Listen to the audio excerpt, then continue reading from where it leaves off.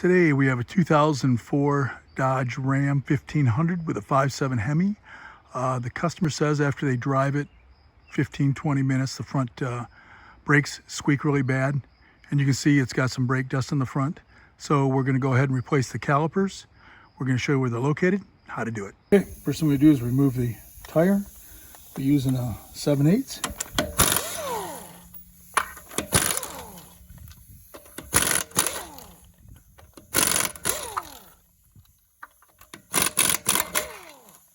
A lot of times I like to turn the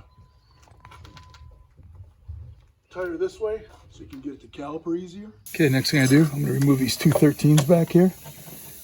Let's get this one first.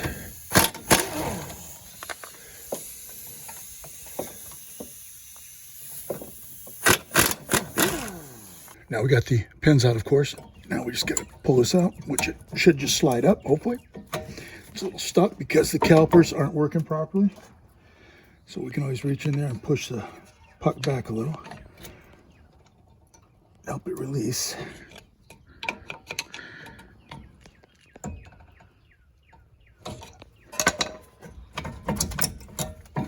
it comes off.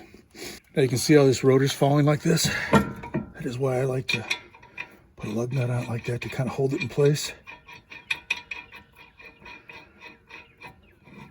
Just like that. Okay, I'm going to take my pads off.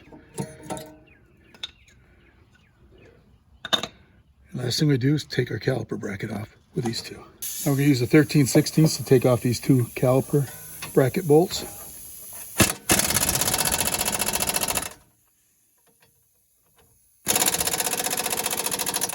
And I guess we're going to use a breaker bar. For whatever reason, even with the gun, it wasn't coming loose, so we'll have to use a breaker bar. Like that. Break her loose. Once they're broke loose, finish it off with a gun. I couldn't get the gun in between there, so I'm just going to use a ratchet, do it the old-fashioned way. Not a big deal. And after this is out, I'm ready to start reinstalling the new caliper bracket. This one's still together, but you want to double check it. You can see your bleeders right here. Your line goes in right here. And the brackets on the back side, and this is the caliper, but it looks like it's the correct one. For the left side here and the right side, they are two different ones, of course. So you just want to double check that real quick. We got the new caliper bracket here, and we're just gonna get these started. I mean, these brakes were okay. They weren't rolling freely, but once it went about 10-15 miles, it would really start to squeak. So they weren't releasing properly. So it was time for new calipers. Just gonna tighten these up. Could use the gun if you got a gun, but for some reason it's hitting in between here, so might as well just do it by hand real quick. That one's snug.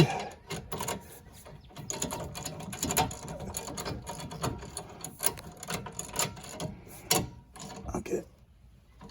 And I like to put them back on the same side, so sometimes I mark them. I didn't have to on this. You can actually see where the two pistons were pushing on it. So slide it down like that. Just lift that up, slide it in. Do the same thing over here, just like that. Even though these are new and they move well, just like they're supposed to, you can see they don't have a ton of grease on them. So I like to slide these out and apply a little more. So they'll hopefully last 30 to 40,000. Like that. Put it back on.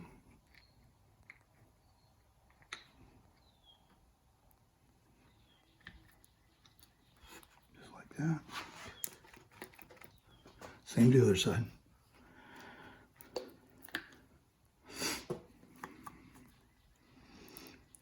And if you didn't apply the grease, it would just wear out that much faster, start sticking. So, got it apart, you might as well do it.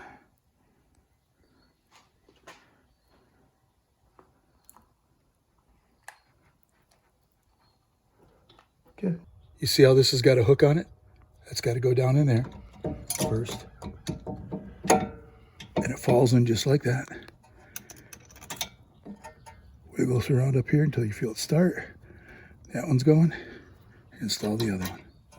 And we'll tighten those up. Once I get those in like that, I just tighten them up. That one's tight. That's tight. So I got the 2 bracket bolts tight. I double checked that. These are tight. So the last thing you do is put on our line, but I'm going to break my bleeder valve loose right now. Okay, that's just a 10. Break that loose. And then we'll disconnect this line here and place it here. I didn't remove this line yet so it wouldn't drip the whole time. So now this is 15, and I like to use power tools to undo it like this. Okay, it's off. And of course, you got a bucket underneath it because it's going to drip a little brake fluid.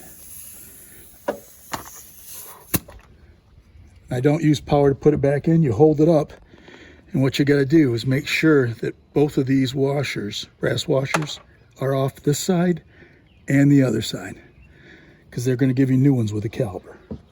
On this right here, you get one on it, and just see where it's going to go like that right there. So this is going to come from this side. Raise it back up so it don't drip too much. Put the other one on, and then reinstall it.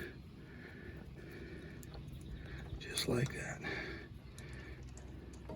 And then we're just going to make sure you got the brass on both sides. Start it by hand. Snug it like that. And we'll tighten that up. Usually I'd use a 3/8, but I don't see my other sockets. I'll just use this one. You don't have to get too crazy. Just make sure it's tight.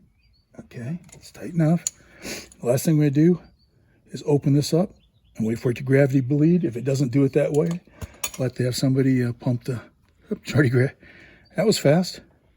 Usually doesn't do it that fast, but it's already gravity bleeding. Let it bleed for a minute or so here and tighten that up, and we shouldn't have to bleed the brakes. You can see it's gravity bled. So all I'm going to do is tighten up my 10 here. Tighten that up without getting too crazy. Install my cap. You can use a little brake cleaner, whatever, to clean this up. Make sure your line like that's not pinched, so the brake fluid flows properly. That's all it takes to install a brake caliper on a 2004 Dodge Ram 1500 with a 5.7 Hemi.